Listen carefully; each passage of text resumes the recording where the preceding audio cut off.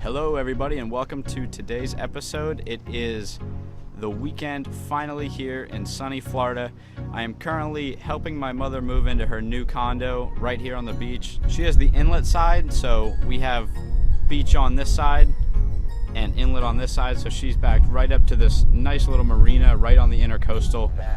Beautiful place, beautiful apartment. Either way, it's probably about 3 or 4 in the afternoon by now. I'd like to get over and look at the car a little bit today and see if I can't figure out what was causing it to bog down while cruising and under throttle. The sooner I get her up and running, the sooner I can get her out of my cousin's yard and back to my place where I'll be able to look at it a little bit more, and hopefully we'll be able to get that transmission in by the end of this month with the new clutch, and we should be able to get out and actually get some good runs with it and get her back up to running standard, I guess you would say, because she's been down for a while. But anyway guys, I think the cable company just got here. They're gonna hook my mom up with some internet and some TV, and then I'm gonna be getting out of here. We're gonna go swing by my cousin's house to work on the car for a little bit today. Probably gonna be a little bit of a short episode, but we're gonna see if we can't diagnose what is going on with the car. I have a feeling that it might be the MAF sensor, you know, just from sitting for a while, maybe getting dirty or whatever the case is. We're gonna go see if we can't diagnose it a little bit. So I'll be right back with you guys when we get over to the car.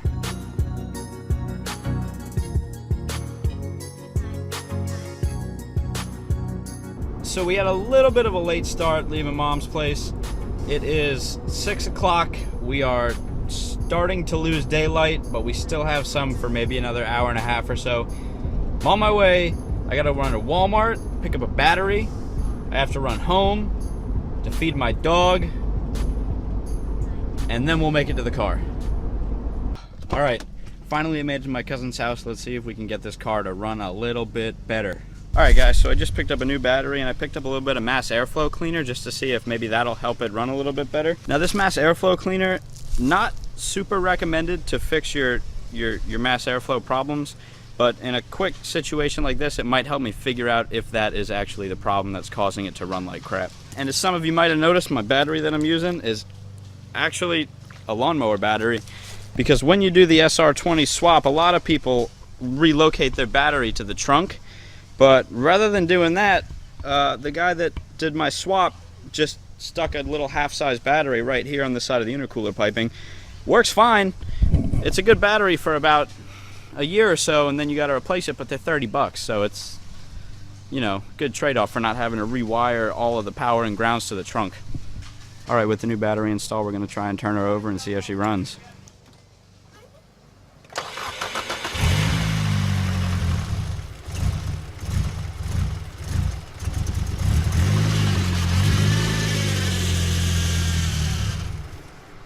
All right, not too great, but we're going to try and unplug the MAF and see how she runs with the MAF unplugged.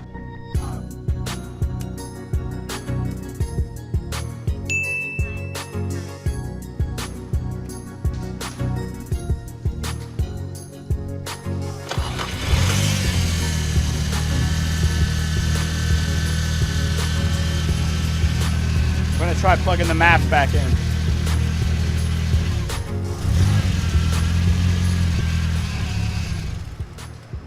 Alright, so with the MAF plug back in, it looks like she just bogs back out and dies.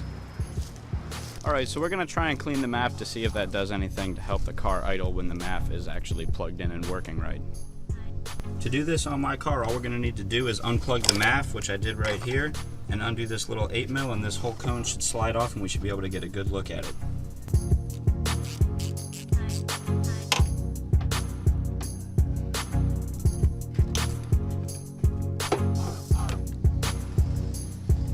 Just like that. All right, now in my case, my MAF has these screens on both sides, which is helpful, but if you kind of look through there, you can definitely see that little piece in there, which is actually reading all the airflow that passes through. You want to make sure that you do not touch any of the actual sensor piece that's inside here. Luckily for me, I have these screens which prevent me from accidentally touching it. Now with this mass airflow sensor cleaner, you want to make sure not to get too close to accidentally damage any of these little metal strands in here or anything, but you do want to apply it semi-heavily.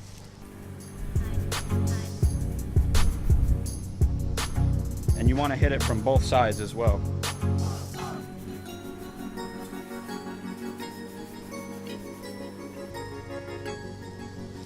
and then be sure to let it dry. And as you can see here, this filter looks like it's seen some better days. Gonna have to replace this soon. Alright, so I got the MAF back and installed, and let's see how she runs.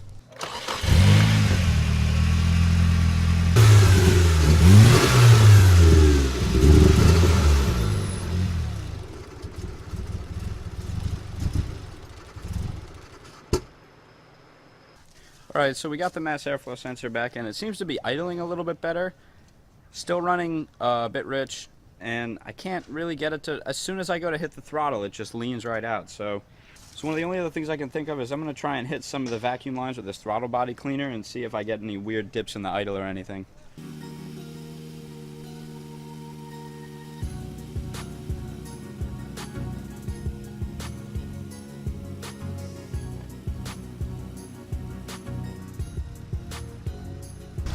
No real apparent vacuum leaks. This is pretty much what she's doing. At idle, she purrs. No sputtering or anything, except it's crazy rich. When I go to hit the throttle, it just falls on its face and leans out.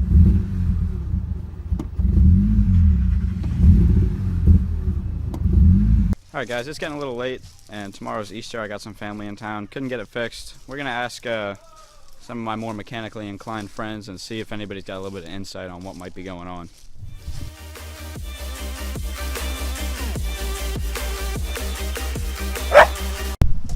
Hey, thanks for letting me store my car at your house, Paige.